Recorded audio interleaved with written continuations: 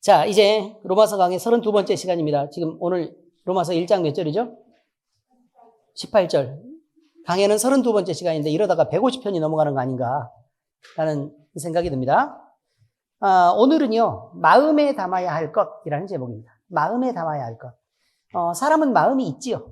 그렇죠? 마음이 있죠. 그런데 이 마음이 어디에 있는지, 그리고 또 어떻게 연결되어 있는지, 그리고 어떤 역할을 하는지, 그리고 여기에다는 뭐를 과연 담아야 되는지 오늘 한번 생각을 한번 해볼 생각입니다. 우리 인간은요, 완전한 모습으로 만들어졌습니다. 하나님이 만드실 때 부족하게 만들지 않았습니다. 그리고 하나님의 생기를 받아 살아있는 영적 존재가 되어서요, 하나님과 소통하도록 만들어져 있습니다. 그리고 반드시 그래야만 살 수 있도록 그렇게 만들어져 있습니다. 그러니까 하나님과의 영적 교제가 끊어진다는 것은 말 그대로의 바로 생명이 끊어지는 것을 의미하고 죽음을 의미합니다. 그런데요, 스스로 하나님처럼 되고자 하는 욕심에 마귀 사탄의 유혹을 받아서 죄를 받아들입니다. 그럼 죄를 받아들이고 나니까 이미 죄인인 인간은 생명이고 빛이신 하나님과 분리되어서 결국 어둠 속에서 살 수밖에 없게 됐고, 마귀 사탄의 영향 아래 그대로 놓일 수밖에 없게 되었습니다. 그래서 그 혼돈 속에서 그들의 지배를 받고 완전히 길을 잃고 말았습니다. 그래서 그들이 때리면 때리는 대로 얻어서 쳐맞고, 병들게 하면 병드는 대로 가서 아프고, 집 밟으면 집 밟는 대로 거기서 밟히고, 고통을 주면 고통 주는 대로 그냥 어디서 맞는지도 모르고 어디서 당하는 줄도 모르고 계속 그렇게 고통을 당하며 살 수밖에 없게 되었다, 그 말입니다. 그래서 그 안에서 뭐라도 한번 버텨보려고 살라고 노력을 하다 보니, 그럼 나는 먹는 거라도 제대로 먹어야지 라고 꿈을 꾸게 되고, 입는 거, 또 자기 자랑 이런 걸 삼으면서 계속해서 그 혼돈 속에서 살아갑니다. 모든 감각이 왜곡돼 버린 인간은요, 자기 마음대로 모든 것을 판단하고 결정하는 존재가 되어서 진짜 하나님처럼 살게 됐습니다. 문제는 그것입니다. 인간이 가진 능력입니다. 하나님은 전지전능하신 창조주시고 그 능력이 무한합니다. 그리고 생명이 거기에 있습니다. 그 자신이 빛이고 생명이기 때문에 아무 문제가 없지만, 그런데 사람이 하나님 노릇을 하려고 얘기를 하는데 인간은 아무 능력도 없는데 나는 하나님처럼 판단할 거야 라고 얘기해서 무슨 능력을 갖고 판단하냐 이 말이에요. 그리고 무슨 능력을 갖고 자기가 가진 문제들을 해결하며 무슨 능력으로 하나님처럼 신이 돼서 군림하려고 하는지 문제가 된 것이라 이 말입니다. 성경은 하나님이 아닌데 하나님 행세를 하는 그를 두고 불의와 불법을 행하는 자라고 말합니다. 그리고 그는 마귀 사탄과 그를 따르며 교만하게 만들어져 버린 인간을 두고 하는 말입니다. 그러니 결국 마귀 사탄과 그를 따르는 인간들의 모든 무리들은 하나님처럼 행동하고 싶어서 하나님을 부러워하는 자리에 있고, 그들이 하나님의 자리에 능력이 안 되는데 하나님처럼 행동했기 때문에 생긴 문제들을 결국 안고 있는 것입니다.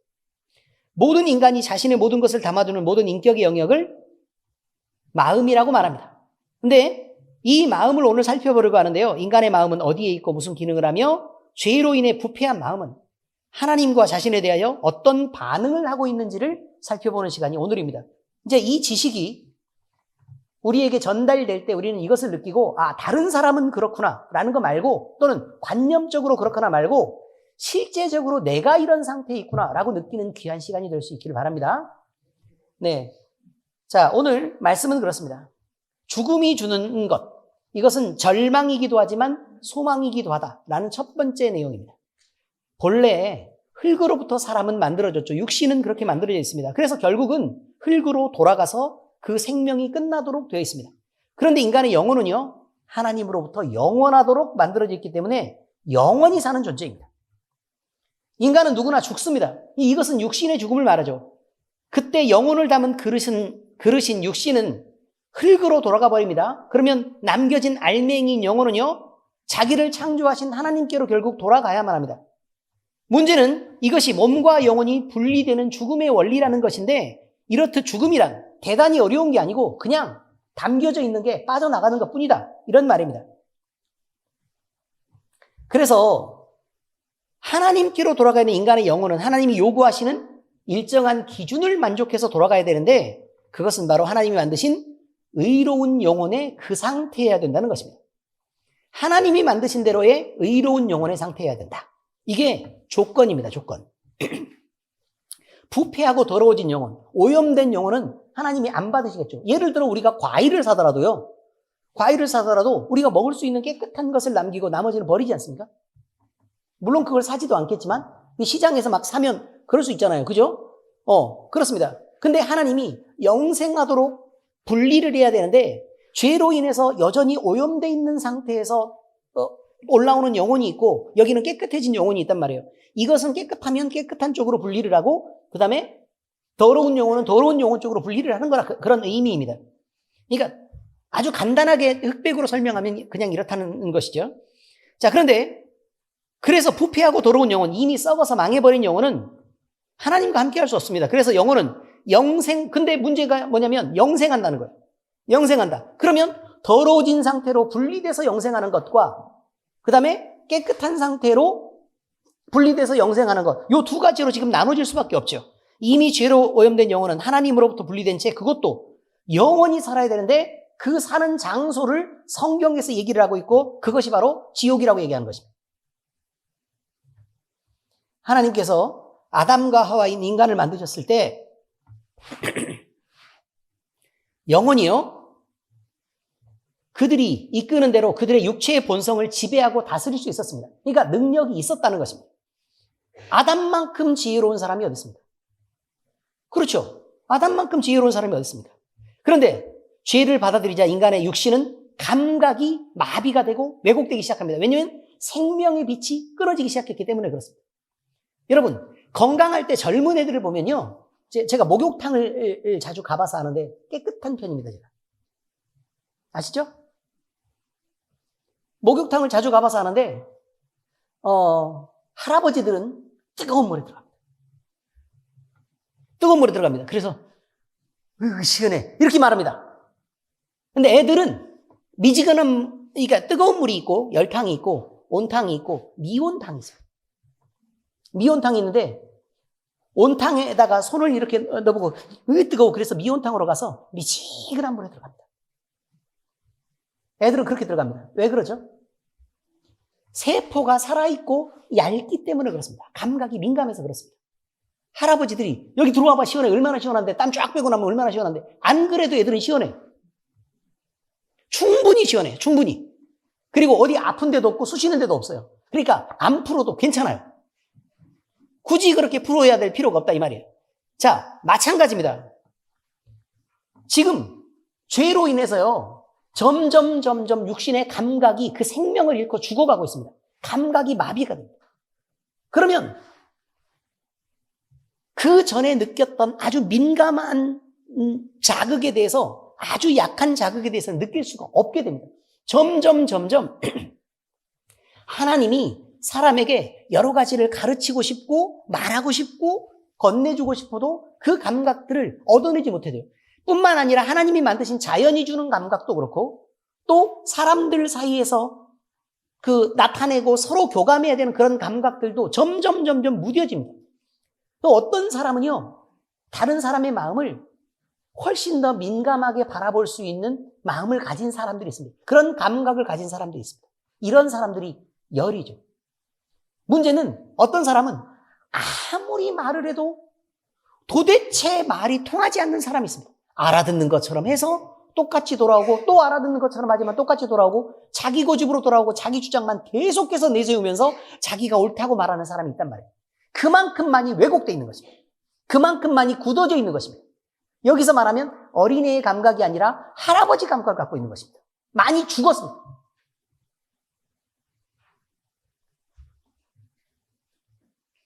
여러분, 그런데요, 이렇게 알 수도 없고 감각할 수도 없고 제대로 느낄 수도 없는 사람들이 자기가 느끼는 것을 전부라고 알고 그것으로 모아놓은 지식을 자기의 전부라고 그렇게 알면서 쌓아놓은 그 지식의 체계 속에서 내가 알고 있는 것이 그것뿐이니까 이제 이것으로 판단하기 시작하는 거죠.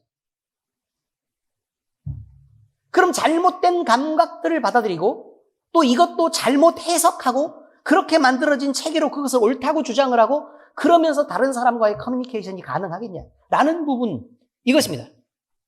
성경은요, 이들은 회생이 절대 불가능한 상태까지 이르게 되는데 이것을 용어로 설명하면 완전 타락이라고 표현합니다. 완전 타락. 완벽하게 타락했다. 이것은 99.99%를 의미하는 게 아니라 100%를 의미하는 것입니다. 100% 타락했다.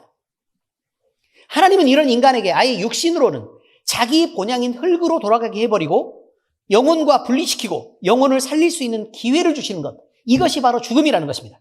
육신으로 보면요, 버려지는 것이니까 사형선고지만 영원한 영혼으로만 볼 때는, 영혼으로 보면 유일한 소망이 바로 죽음이 되는 것입니다. 이것을 우리는 알아야 됩니다.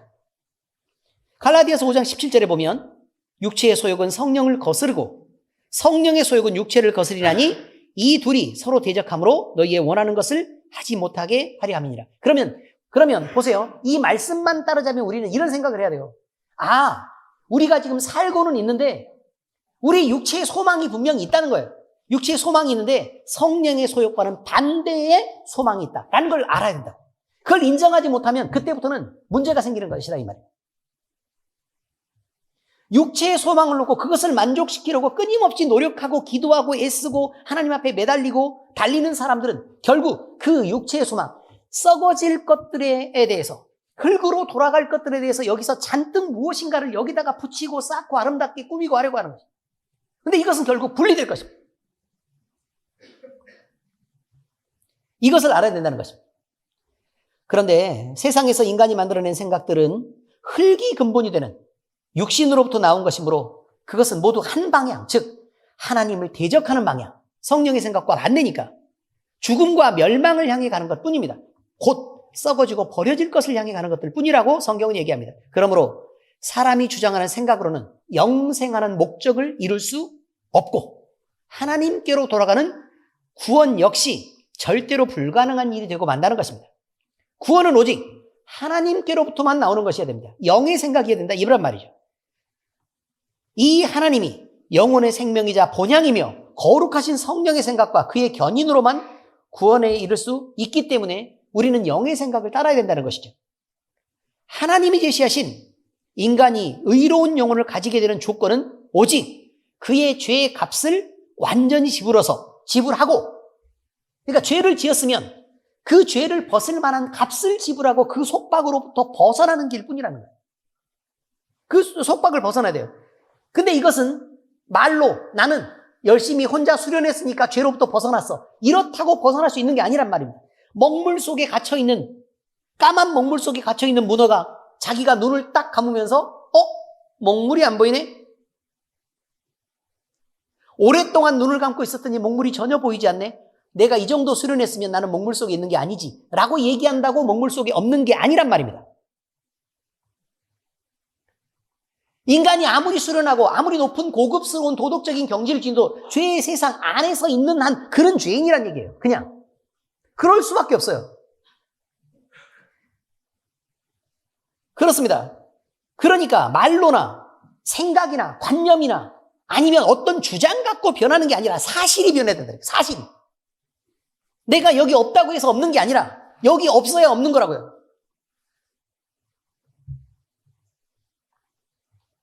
자, 그런데 하나님이 인정하시는, 또 누구나 마귀 사탄까지도 인정할 수밖에 없는 그 죄의 값이 매겨집니다. 죄의 값이 매겨지는데 그것이 바로 그 충분한 값은 참 하나님이시며 성부 하나님의 독생하신 아들 예수 그리스도의 생명입니다. 이것입니다. 우리가 예수를 믿는 게 너무 간단하다고 우리는 생각을 하지만 마귀 사탄의 입장에서는 전혀 그렇지 않습니다. 우리가 아무리 죽어봐야 그 영혼이 무슨 얼마나 가치가 있겠습니까?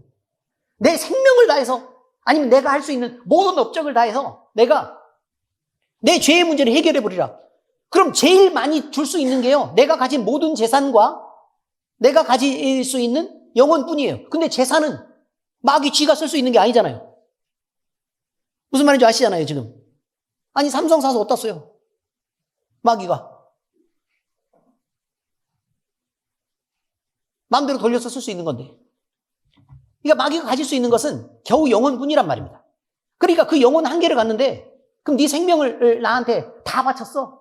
그러면 내가 네 생명을 샀으니까 너한테 각종 좋은 것을 할게 라고 얘기하는 것은 영화고, 그 영화죠. 아무나 갖다가 지목해가지고 마귀가 마음대로 쓸 수 있는데 그걸 갖다가 내 영혼이라고 무슨 뭐 대단히 특별한 가치를 갖고 막 엄청 높여가지고 네 생명을 샀으니까 내가 너에게 모든 능력을 다 주마 해가지고 그렇게 하는 그런 영화가 있냔 말이죠. 다 마귀 건데. 그걸 있을 수가 없다는 얘기입니다.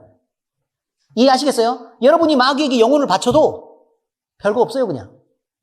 그냥 바치고 끝나는 거예요. 그리고 지금도 예수님을 안 믿으면 그냥 바친 거예요.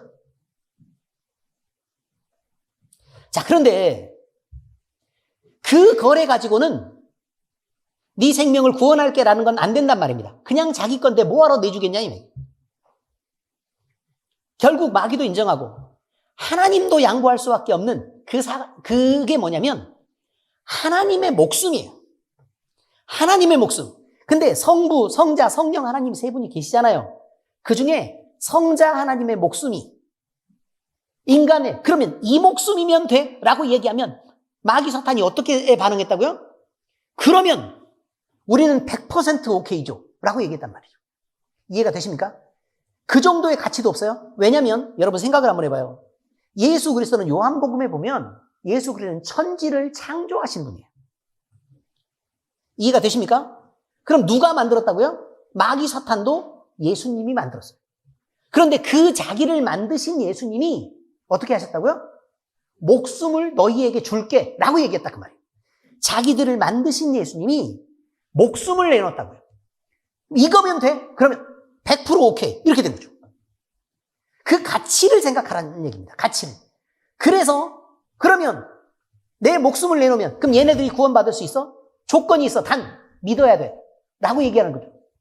그러면 우리는 그럼 방해만 하면 목숨도 뺏고 뭐도 되는 거예요.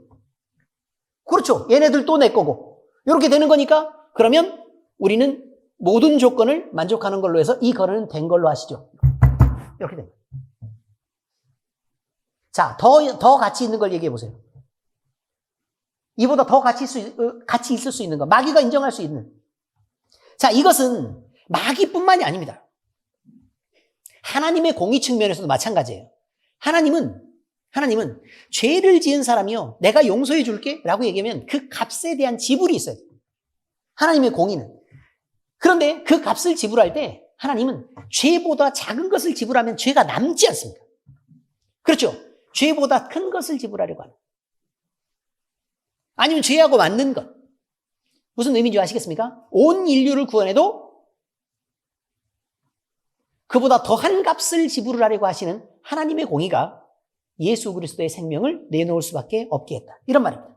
결국 하나님의 공의도 또 마귀 사탄도 또 이 세상에 존재하는 어느 누구도 죄를 받아들이고 하나님을 떠나 배신한 어떤 인간도 스스로 용서받을 수 없지만 그 이름을 믿는 것만으로 그 모든 거래에 가치에 맞는 값을 지불하게 된 이것.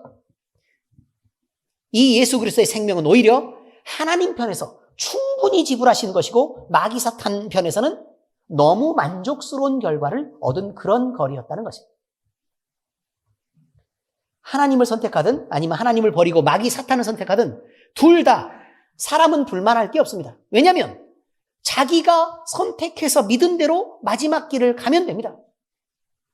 그냥 하나님이 좋아서 하나님 선택했으면 그냥 하나님 편으로 가면 되고, 마귀 사탄이 좋아서 끊임없이 인생 속에서 마귀 사탄을 선택해서 그렇게 살았으면 그럼 그 길로 자기가 가면 돼요. 그러니까 불만할 게 없죠. 결국 마귀 사탄과 그를 추종하는 무리들은 이 세상에서 육신을 믿고 즐기고 만족하며 또 그것을 육신을 근거 삼고 살게 될 것입니다. 결국 그것을 즐기고 마음껏 살다가 결국 그가 이끄는 나라인 지옥으로 가면 됩니다. 이것은 그를 선택하고 따른 결과가 그냥 미래로 당연히 정해진 것입니다. 그리고 그렇다라고 성경은 분명히 기록하고 있습니다. 반면에 하나님이 제시하신 의로운 길인 예수님을 주와 그리스도로 믿고 따르며 영혼의 소망을 따라 육신을 절제하며 사는 이들은 성령의 견인을 따라 예수 그리스도를 닮아가는 거룩한 성화를 이루어 나가야 합니다. 영생하는 영혼과 영원히 죽지 않는 육체를 입고 결국 그들이 소망하는 하나님의 품으로 돌아가서 천국에서 영생하는 삶을 누리게 됩니다. 이 모든 것은요, 자기 선택이며 자기가 만든 결과입니다. 그런데 인간이 분명히 기억해야 될 것은 하나님이 인간을 망하도록 유도하거나 아니면 미끼를 두고 그거를 끌어들이지 않았다는 사실입니다. 하나님은 성경을 주셨고 모든 인생의 역사를 통해 그리고 자연의 섭리를 통해 경고하시면서 하나님을 드러냅니다.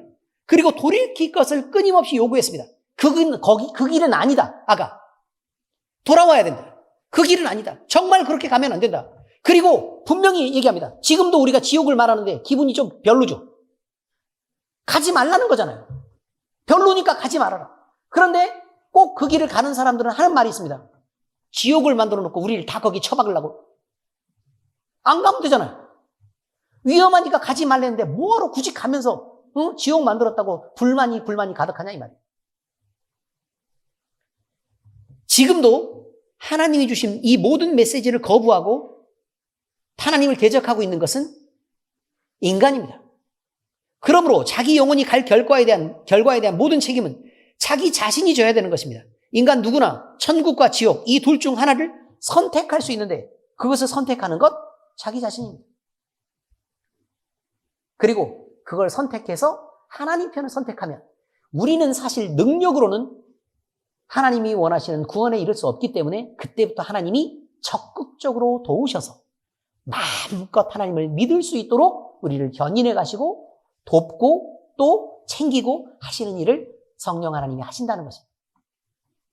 히브리서 9장 27절 한 번 죽는 것은 사람에게 정해진 것이요 그 후에는 반드시 심판이 있습니다. 이것을 주목하시기 바랍니다. 자, 그러므로 인간은 가야 될 길이 두 가지가 있습니다. 무엇을 통해서요? 죽음을 통해서 가야 되는 길이 두 갈래로 나눠집니다. 그러니 우리 인생이 육신에게 목적을 놓고 죽어질 육신, 썩어질 육신으로 살 것이냐 아니면 영에게 소망을 놓고 영혼의 소망을 따라 하나님을 향해 살 것이냐라는 것은 우리가 결정해야 될 문제다라는 게 첫 번째 이야기였습니다. 두 번째, 마음에 담기는 것.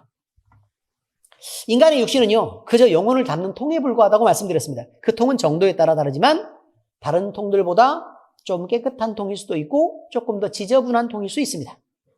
또 더 비싼 재료의 값으로 만들어진 통일 수도 있고 또 덜 가치 있는 재료로 만들어진 통일 수도 있고 또 정성스럽게 만들어진 통일 수도 있고 별 생각 없이 간단하고 유용하게 만들어진 통일 수도 있고 사람들이 볼 때 대단히 아름다운 예술적 가치가 있는 통일 수도 있고 또 예술에 대한 전혀 모르는 사람이 보면 저거 왜 자꾸 그림을 저딴 식으로 삐뚤어지게 그려놨나? 라고 판단하는 그림일 수도 있습니다.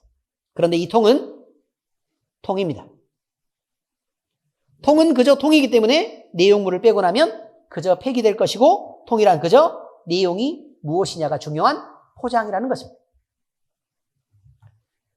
그런데 또 어떤 사람들이 그래요. 아니 고려청자는 엄청 귀한 통이잖아요. 그거는 통 만든 거잖아요.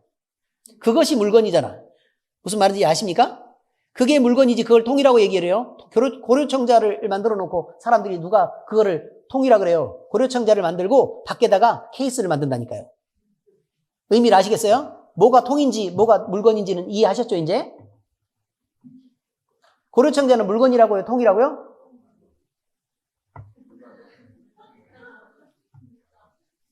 왜 이렇게 눈물이 나는지 모르겠네. 통이라고요? 물건이라고요? 그때 통. 또 그렇게 말하면 어떻게 하냔 말이죠. 도자기를 쌀 때는 도자기는 싸는 거라고요. 다른 것으로. 아시겠어요?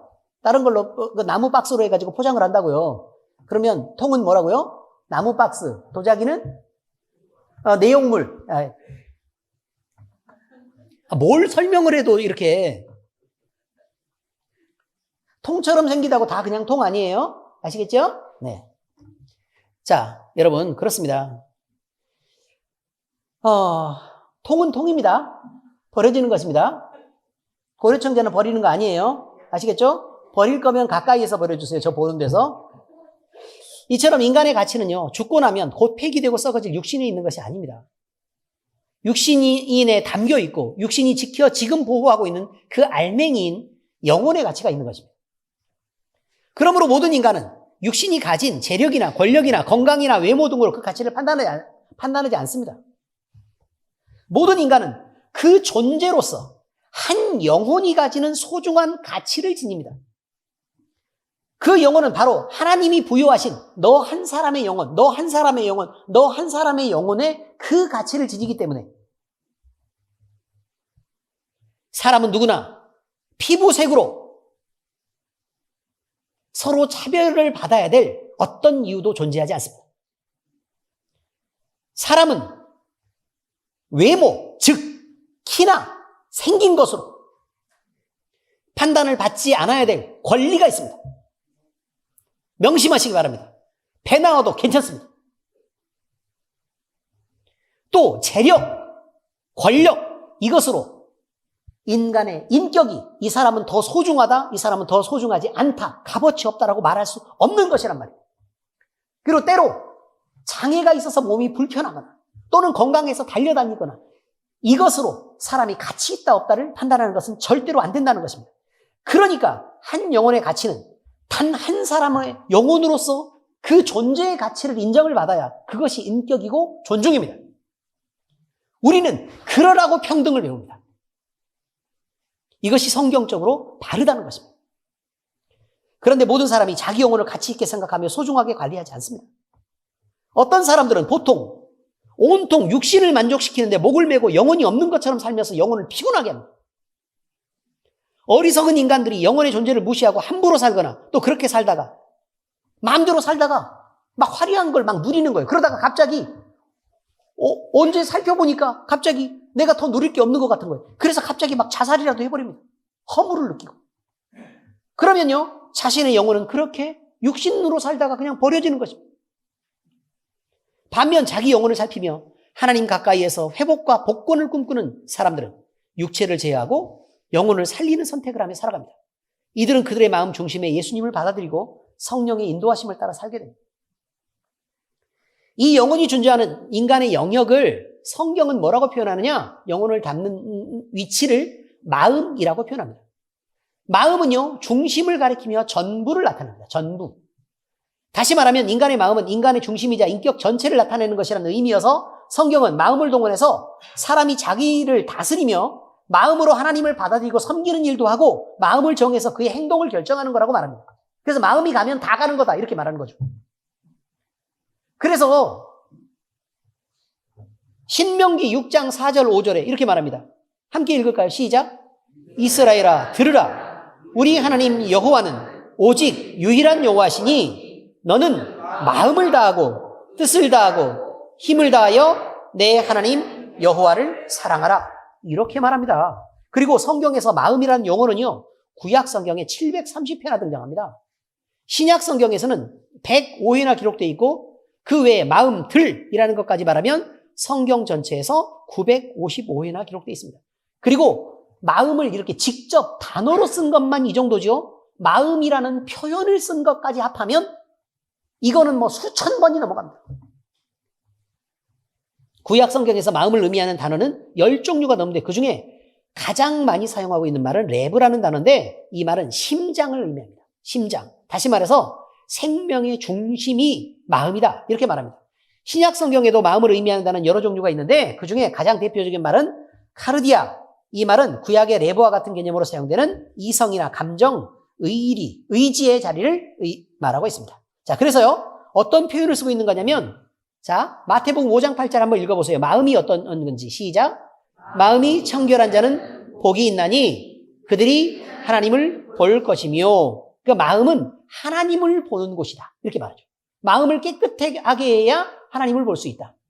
근데 마음을 어떻게 해야 깨끗하게 할 수 있을까? 이거죠. 그럼 아주 간단한 건 이거죠. 아주 간단한 건 육신이냐 영이냐라는 것에서 육신의 소욕과 소망 그리고 육신에 관계되는 여러 가지들을 나열하고 나서 그것을 끊어내는 거예요. 그걸 끊어내는 거예요. 그리고 나서 그것들 지워보는 거죠. 그리고 나서 남아있는 마음이 하나님께로 향하는 것들이 남아있으면 마음이 청결한 거다. 이렇게 표현하고 있는 거예요. 의미를 이해하시겠어요? 그러니까 간단하게 표현하면 그렇습니다. 자, 마태복음 5장 28절 같이 읽겠습니다. 시작. 나는 너희에게 이르노니 음욕을 품고 여자를 보는 자마다 마음에 이미 간음하였느니라. 그럼 마음에 이미 간음한 자가 음욕을 품고 여자를 본다 라고 말하죠. 의미를 이해하셨습니까? 그러니까 결국은 마음에 담겨있는 것들이 있으면 그냥 그렇게 볼 수밖에 없다는 거예요. 마음에 담겨있는 게 있으면. 자, 마태복음 6장 21절 시작.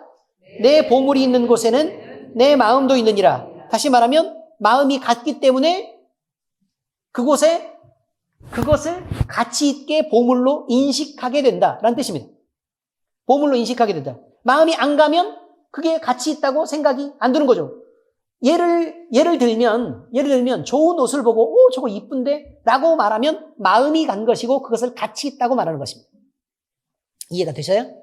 그런데 좋은 옷을, 명품 옷을 보고도 그냥 쓱 지나가고 나서 저거 비싸기만 하고 별로 별 차이도 없는데 내가 입으면 저거 23,000원짜리라 그러겠는데 라고 하고 쓱 지나가면 그건 23,000원짜리예요. 이해가 되셨습니까? 마음이 아프긴 하네요. 그렇습니다. 자, 그래서요, 사람은 자기가 중요하게 생각하는 것에 대해서 가치를 부여하게 되고, 그 가치를 부여하는 것에 대해서 값을 매기게 됩니다.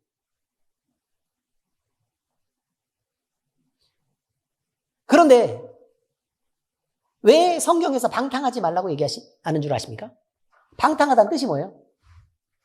시간과 돈을 허비하다. 허비하다. 시간과 돈을 허비하다. 하나님이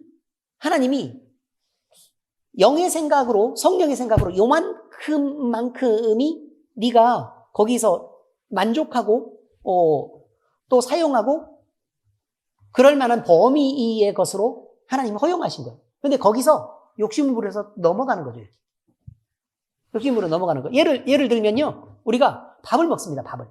밥을 먹는데 몸을 건강하기 위한 식단이라는 게 있지 않습니까? 그래서 적당한 만큼의 단백질과 충분한 양의 야채와 이렇게 해서 적은 양의 탄수화물, 맞죠? 적은 양의 탄수화물, 네. 적은 양의 탄수화물, 그리고 각종 미네랄들이 같이 들어있는 여러 가지 각종 식재료들을 이렇게 더해서 밥을 먹습니다. 요리에 대한 대단한 일가견이 있습니다. 적당한 양의 기름도 필요합니다. 기름을 아예 안 먹으면 안 됩니다.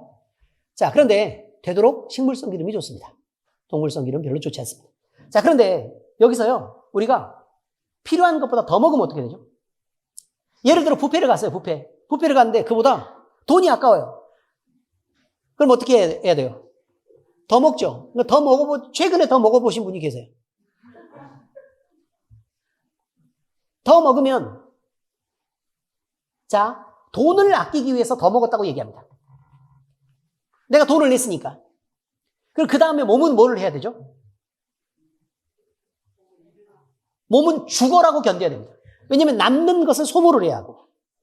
그죠? 근데 그 남는 것은 대부분, 여러분도 알다시피, 우리가 눈에 볼 때는 요리 재료들이 그냥 다 들어가서 건강하게 움직이는 것처럼 보이지만 착각입니다. 요리를 해보셨죠? 요리를 해보시면 요리를 하고 나서 남는 재료들이 어떻게 돼요? 쓰레기가 되죠. 몸도 똑같아요. 똑같습니다. 사용하고 나서 남는 건 모조리 다 쓰레기가 됩니다. 쓰레기는 어떻게 될까요? 썩고 부패하고 그리고 버리는데 에너지가 대단히 많이 필요한 것입니다. 그리고 그것이 썩기 때문에 냄새를 일으키고 각종 문제를 만들어냅니다. 문제는 덜 먹은 것은 배고프니까 나중에 챙겨 먹으면 되지만 남게 먹은 것은 몸에 그대로 쓰레기가 된다는 것입니다. 기작을 다 설명해 드릴까요? 설명해 드릴 수도 있는데 나중에. 그러니 제발 남게 먹는 것은 안 됩니다.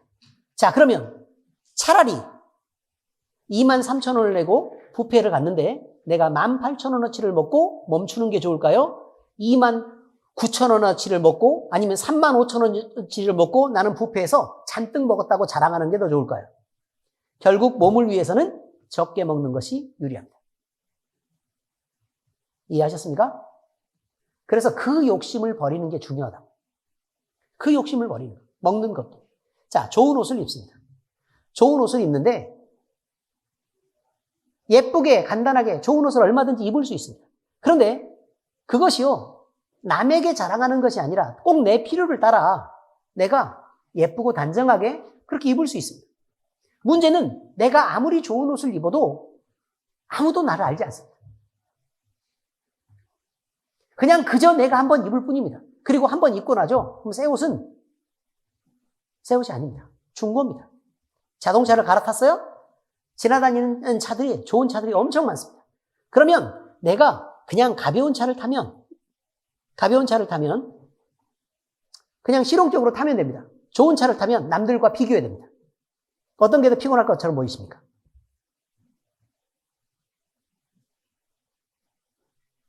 제가 말씀드린 게 이것입니다.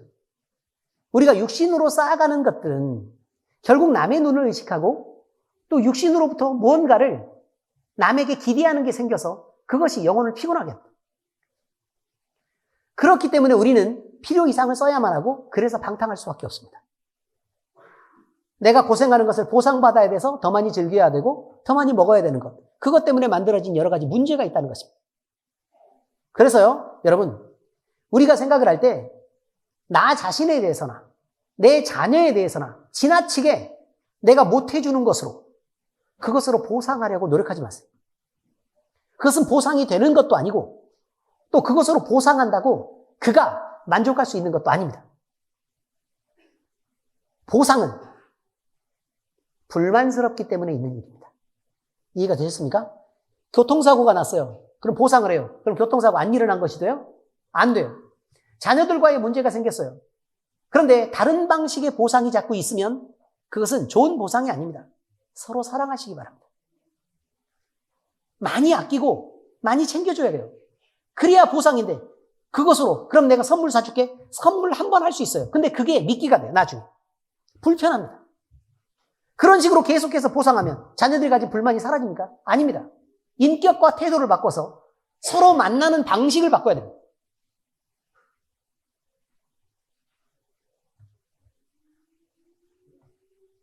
자, 이렇게 우리가 방탕하지 말아야 될 것, 돈도 함부로 쓰지 말아야 되고 시간도 함부로 사용하지 말아야 될 것, 이것들은요 하나님을 향해서 우리 영혼의 가치를 어떻게 끌고 가야 되느냐라는 부분에 대한 문제입니다. 많이 번다고 부자 되는 거 아닙니다. 그러고 또 적게 본다고 늘 가난에 찌들어 사는 거 아닙니다. 여러분 주 안에서 사시기 바랍니다. 그러면 적어도 불편함이 없고 늘 만족스럽고 풍요롭습니다. 많이 가져도 힘들고 고통스러운 날들이 있습니다. 그건 육신에게 매여 사는 것입니다. 그럼 늘 불만이 있고 늘 목마름에 시달리게 됩니다. 자, 예수님은요 요한복음 12장 27절에서 십자가의 죽음을 두고 생각하시면서 내 마음이 민망하니 무슨 말을 하리요? 라고 자신의 마음에 힘들어 있음을 말합니다. 그러니까 마음이 힘들면 다 힘든 것입니다. 마음이 힘들면 사도행전 15장 24절 25절에 나오는 바울하고 바나바를 안디옥 교회 목회자로 파송하는 여러 가지 장면들이 또 나옵니다. 예루살렘 교회에서 파송을 하죠. 근데 거기서 이들을 보내는 이유가 이방인 신자들이 말로 안디옥과 수리아야 또 길리기아에 있는 형제들의 마음을 혼란하게 하기 때문이라고 말합니다. 그러니까 마음을 불편하게 했다 이런 말이죠. 마음을 심란하게 만들었다는 것입니다. 그러니까 그 마음을 안정시키려고 바울과 바나바를 목회자로 파송을 하게 된다 이런 말이죠. 자, 이와 같이요 영혼과 마음은 밀접한 관계가 있습니다. 그러니까 마음이 불편해지면 영적으로도 문제가 생깁니다. 여러분 우리가 살다가요 마음이 되게 불편한 일이 있어요. 영적으로 깔끔하고 막 성령 충만한가요? 아니죠. 마음이 불편해지면 벌써 문제가 어떤 게 생겨요? 눈이 뿌옇죠? 가슴이 답답하죠? 사람을 만날 때 불편합니다. 그렇지 않습니까? 그러니까 마음이 정돈되지 않은 상태에서 영적인 깨끗함은 기대할 수가 없다는 것입니다. 왜냐하면 마음이 영혼을 담는 통이기 때문에 그렇습니다. 그래서 사람은 이 마음을 동원해서요 정서생활, 그러니까 행복하고 즐거운 것, 또 사람들이 누리는 뭐 여러 가지 뭐 희락들 이런 것들을 느낍니다. 그래서 윤리생활을 하며 살아갑니다. 다시 말해서 지켜야 될 것과 지키지 말아야 될 건 아니죠. 지켜야 될 것과 또 자유롭게 할 수 있는 것들을 선택하면서 이렇게 살아갑니다. 근데 성경에서는 이렇게 마음을 갖다가 여러 번 얘기를 하면서 마음에는 이러이러한 다양한 기능이 있다라고 표현을 하고 있습니다. 자, 쭉 나열만 해드리겠습니다. 이거 설교로 사실 다 준비를 하려고 했었는데요. 이거 하면 로마서 1장 가면 한 60강 갈 것 같아가지고 좀 지금 절제 중입니다. 제가 절제 중 어지간히 할게요. 자, 청결한 마음, 넓은 마음, 완전한 마음, 진실한 마음, 슬기로운 마음, 온유하고 겸손한 마음, 굳은 마음, 즐거운 마음 등이 있습니다. 근데 거기만 두 개를 한꺼번에 묶어놓은 거 있죠. 뭐라고 돼 있어요? 온유하고 겸손한 마음. 온유가 무슨 뜻이라고 그랬어요? 하나님의 말씀에 길들여지다. 그죠? 하나님의 말씀에 길들여지면 어쩔 수밖에 없어요. 하나님 앞에서 자신을 낮출 수밖에 없다라는 것입니다. 자, 그 다음에 있고 완악한 마음, 거짓된 마음, 둔한 마음, 고집스러운 마음, 교만한 마음, 회개하지 않는 마음, 강교한 마음, 빼앗긴 마음, 음란한 마음, 패역한 마음, 악을 행하려는 마음, 상한 마음, 슬픈 마음, 낙심한 마음, 두려워하는 마음, 슬퍼하는 마음, 번뇌하는 마음, 떨리는 마음 등등등이 있다. 이렇게 표현합니다. 뭐 되게 막 복잡해 보이죠. 그런데 등이 있고 해서 한번 끊었어요, 안 끊었어요? 끊었죠. 자, 이렇게 복잡해 보이는 마음이 기능을 크게 나누면 아주 간단하게 두 가지로 정리된다고 말하는 것입니다. 하나는 하나님 편으로 겸손하게 영이 열린 마음이고, 하나는 다르게 하나님의 자기애가 아니고 자리예요, 자리애. 하나님의 자리에 자신을 올려놓을 때 나타나는 육신이 주도하는 영이 죽은 마음입니다. 그러니까 결국은 위쪽을 한번 봐보세요. 육신의 마음이 뭐냐면 완악하게 행동한다는 거예요. 왜? 자기를 위해서, 자기를 지켜내기 위해서. 그리고 거짓을 행할 수밖에 없다고 얘기를 하고, 그리고 육신은 영이 죽었기 때문에 둔해질 수밖에 없고, 그리고 자기 고집으로 또 교만하게 자기를 버티면서 말할 수밖에 없고, 그리고 회개도 하지 않고 간교하게 행동하고. 왜? 내 이익을 챙겨야 되니까요. 왜? 육신은요 짧은 시간밖에 못 살아요. 그러니까 그 시간 동안 내가 이 죽어가는 육신에게 채울 수 있는 거 모두 다 줘야 된다는 것이에요. 그러니 무슨 수를 쓰더라도 여기다 다 담아야죠. 음란도 하고 패역도 행하고 그러면서 악을 행하는데, 그러다가 마음대로 안 되니까 서로 싸우게 되고, 그래서 서로 상하게 되고, 마음대로 안 돼서 슬퍼하고 낙심하고, 그리고 누가 나를 죽일까 모르니까 두려워하고, 마음대로 안 돼서 슬프고, 그리고 여러 가지 갈등 상황이 있어서 나도 뭔지 모르겠으니까 번뇌하고, 그래서 늘 떨고, 그렇게 살 수밖에 없다고 지금 얘기하고 있습니다. 육신은 그냥 그런 것입니다. 우리는 외식하는 서기관들과 바리새인들처럼 잔과 대접에 겉은 깨끗이 하되 그 안에는 탐욕과 방탕으로 가득하게 하는 거짓된 마음을 품지 말아야 합니다. 우리는 먼저 예수님의 보혈로 우리 영혼을 청결하게 하고 마음을 깨끗이 씻어야 됩니다. 영혼의 깨끗함은 우리의 힘과 능으로 되는 게 아닙니다. 오직 예수 그리스도의 보혈의 능력이 하시는 일입니다. 요한일서 1장 9절에 말합니다. 만일 우리가 우리 죄를 자백하면 그는 미쁘고 의로우사 우리 죄를 사하시며 우리를 모든 불의에서 깨끗게 하실 것이요 라고 말합니다. 주님이 하시는 일, 주님이 하시는 일. 우리 마음에 무엇을 담아야겠습니까? 육신의 생각을 담는 것이 아닙니다. 우리는 영원히 영생하는 영의 생각을 담아야 하고, 우리 안에 가득 채워야 될 우리 중심자리인 마음에 예수님을 담지 않으면 안 된다는 것입니다. 그래야만 우리는 생명이 있고 또 우리는 영생하는 것을 준비하는 그 위치로 갈 수 있다라는 것을 기억해야 된다는 것이죠. 자, 이제 성경 말씀 적용합니다. 마음을 청결하게 하려면 먼저 영혼이 죄로부터 벗어나야 됩니다. 온전한 믿음은요, 자기 영혼을 죄로부터 벗어나게 합니다. 우리가 우리의 죄를 부인하지 않고 죄를 부인하지 않고 죄가 있다는 걸 인정하고 죄인임을 고백하면 하나님은 미쁘고 의로우사 우리가 고백한 죄로부터 사하십니다. 이것은 우리가 기대하는 바이기도 하지만 하나님께서 우리에게 말씀으로 미리 주신 약속에 근거한 것입니다. 무슨 의미냐면, 너희가 죄를 고백하면 내가 용서하겠다라는 것은 우리가 용서받는 것을 바라는 것이기도 하지만 하나님이 약속하셔서 미리 말씀하신 것이라 이 말이에요. 그러니까 이 말씀의 존재나 아니면 그 말씀의 권위로 선포된 이 약속은 하나님의 이름으로 있기 때문에 바꿀 수도 없고 안 이루어질 수도 없는 것이기 때문에 우리가 회개하고 예수님을 믿고, 그리고 우리가 주님으로 영접을 하기만 하면 우리의 구원은 그냥 완성된 것 자체랑 같은 결과라, 이런 말입니다. 하나님의 말씀은 하나님 자신도 바꾸지 않고 우리도 바꿀 수가 없기 때문에 그건 변개할 수가 없는 것이기 때문에, 그러니 당연히 이루어지는 것입니다. 그러니 모든 사람은 회개하고 자기의 죄를 고백하고 내가 죄인임을 인정할 때 그것이 용서된다는 사실을 반드시 기억해야 됩니다. 그런데 우리가 죄 없다 하고 죄인임을 부인한다면, 자, 보세요. 하나님은 죄를 고백해 용서할게 라고 얘기했습니다. 자, 1번 죄는 이것이에요. 그 용서했다. 2번 죄는 이것입니다. 용서했다. 3번 죄는 이것입니다. 자, 이렇게 우리가 죄를 고백했다는 것입니다. 근데 우리가 본질적으로 죄인입니다 라고 얘기했어요. 그럼 너는 본질도 그래. 내가 바꾸기로. 의롭게 바꾸기로. 그렇게 내가 약속했으니까 그렇게 하기로 하마. 이렇게 얘기하는 거예요. 자, 문제는 뭐냐면 버티는 거예요. 버텨서 내가 왜요? 내가 뭔 잘못이 있는데? 난 괜찮아요. 난 죄 없어요. 라고 얘기하면 그만큼은 그래 너 죄 없어? 알았어. 오케이. 넘어가. 자, 라고 하고 패스 하게 됩니다. 그런데 남아있는 죄가 있다는 거예요. 그럼 이 죄는 어떤 죄가 되죠? 용서받지 못한 죄가 되는 거예요. 이해가 되십니까? 그러니까 죄 없다고 부인하는 것이 어떤 결과를 낳는지에 대해서 알아야 된다는 거예요. 우리가 그냥 이렇게 살아갈 때 나 잘못이 없어. 근데 우리가 그냥 일상적으로 대화하는 가운데서도 하나님이 함께 계신다는 거예요. 하나님이 함께 계세요. 그래서 사람들 사이에 대화를 할 때도 내가 무슨 잘못이 있어? 난 아무 잘못이 없어. 라고 얘기해버리면 그 사람은 잘못이, 그래, 너는, 그래, 잘못이 없나 보지. 라고 하고 하나님이 들으신다는 거예요. 그래서 너는 잘못이 없다고 말하는 사람이라고 말하고 하나님은 그 죄는 용서하지 않는 거란 말이에요. 그런데 우리가 사람들 사이에 혹시나 실수를 하고 잘못하고 이렇게 해도 그 사람을 찾아가서 내가 이러이러한 약점이 있어서 내 이러이러한 죄를, 내 잘못을 하고 이런 실수를 하고 이런 죄를 범한 것 같은데 나를 좀 용서하시오. 내 주님 앞에는 따로 회개하겠습니다. 라고 얘기를 하면 그는 우리를 용서하시려고 한단 말이에요.